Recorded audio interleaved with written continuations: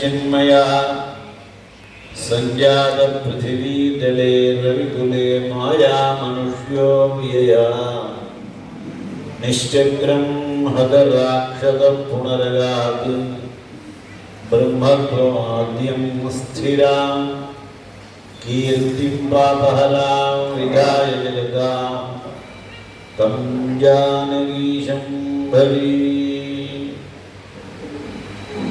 இன்றைய தினம் நமது வேதவியாச தபோவனத்தில் மிகவும் அற்புதமாக சீதா கல்யாண வைபவமானது நடைபெற்றது.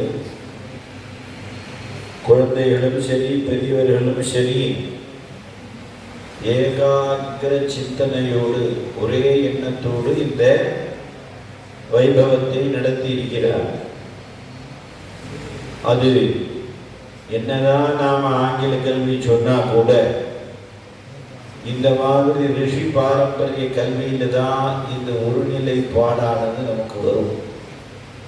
ஏன்னா சட்டமா இருக்கட்டும், கணக்கா இருக்கட்டும், எதா இருக்கட்டும், மாறிக்கொண்டே இருக்கு. ஏப்ரல் 1ஆம் தேதியிலேருந்து என்னெல்லாமோ யூடியூப்லையும் ஷார்ட்லையும் போட்டு குழந்தை மண்டையெல்லாம் குழப்புறாங்க.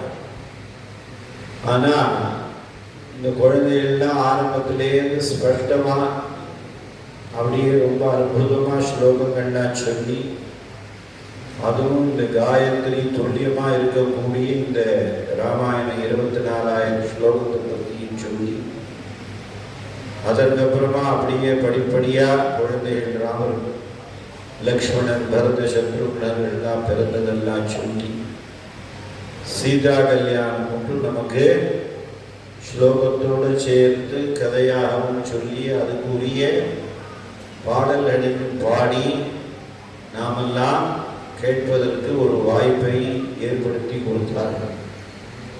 ஸ்ரோத்ரம் ஸ்ருதேனைவ நகுண்டலேன்னு, காது எதுக்கு இருக்குப்பான்னா நல்லது இணைக்கிறதுக்கு தான் இருக்கு.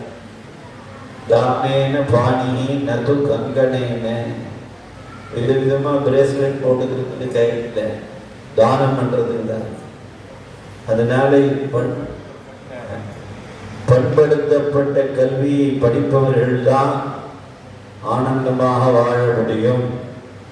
அதற்காக குடும்ப க்ஷேமத்திற்காக, குடும்பத்தில் ஒரு நல்ல காரியங்கள் நடைபெறுவதற்கு முன்னாடி ராம சீதா கல்யாணம், அதுக்கப்புறமா பாகவத பாராயணம், இன்னும் நிறையா ருக்மணி விவாகம், அஸ்வத்த பிரதட்சணம், அரசமரத்துக்கு விவாகம், இது மாதிரியெல்லாம் நிறையா நம்ம ரிஷிகள் நமக்காக கொடுத்திருக்கிறார்கள்.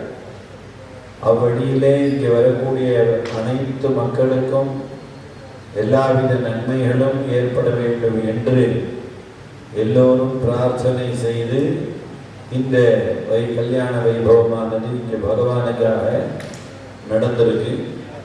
அதை நாமெல்லாம் கண்டு கழித்திருக்கிறோம்.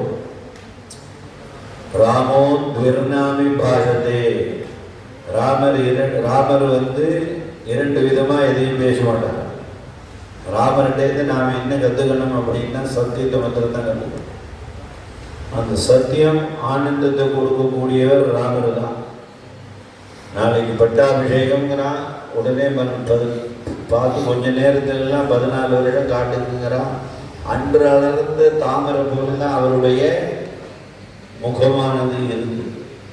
காரணம் என்னன்னா, பகவானுடைய அவதாரமாக இருந்து பூலோகத்துக்கு வந்தாலும் அவர்களெல்லாம் பூலோகத்தில் படக்கூடிய மக்களுடைய கஷ்டத்தை பார்த்து, நாங்கள் அவதாரம் எடுத்து வந்தே எங்களுக்கு இவ்வளோ சிரமம் இருக்கு, அதனால நீங்கள் யாரும் கலங்க வேண்டாம், தைரியமாக இருப்போன்னு தைரியத்தை கொடுக்கறதுக்கு தான் ஒவ்வொரு அவதாரமும் நிகழ்ந்திருக்கு. அதனால அப்பேற்பட்ட ஒரு ராம அவதாரம் சீதா கல்யாணம் ராமாயணத்தில் சொன்ன பிரகாரம், அதுவும் வேதம் படித்த குழந்தைகள்லாம் பிரபலங்கள்லாம் சொல்லி விதிவத்தான் இங்கே நடந்திருக்கு.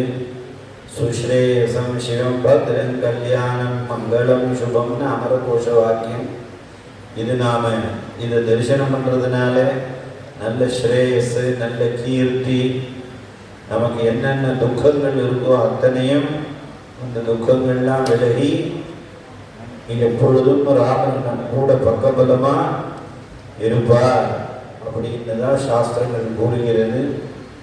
புத்திர்பலம் யசோதைரியம் நிர்பயத்துவம் அரோகதா அஜாட்யம் வாக்படுத்வஞ்ச ஹனுமத் ஸ்மரணாத் பவே அப்படின்னு புத்திர்பலம், புகழ், தைரியம் இந்த அத்தனை இருந்தாதான் இந்த காலத்தில் நம்ம ஒரு வேலைகளை தெளிவாக செய்ய முடியும். அதனால அத்தனையும் கொடுக்கக்கூடிய ராமச்சந்திர பிரபுவை பிரார்த்தனை செய்து எல்லோரையும் வாழ்த்தி மகிழ்கிறோம். எல்லோருக்கும் ஜெகன்மாதா புவனேஸ்வரியினுடைய அருளும் அனைத்து சத்குருநாதர்களுடைய அருளும் கிடைக்க வேண்டும் என்று தினமும் பிரார்த்தனை செய்வோமாக.